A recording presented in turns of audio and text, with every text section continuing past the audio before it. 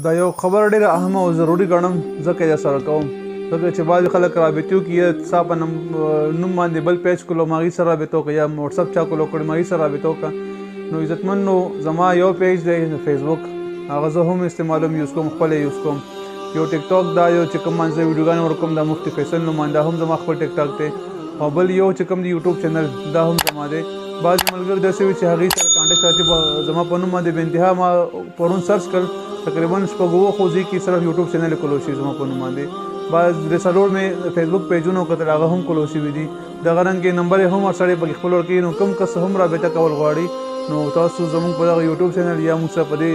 وټساپ باندې نمبر باندې کانټیکټ کولی شئ زموږ یوټیوب چینل کې نمبر شته خپل نمبر تاسو هغې باندې کانټیکټ کولی شئ یا فیسبوک باندې زموږ پیج دی مفتی محمد فیصل نوم باندې دی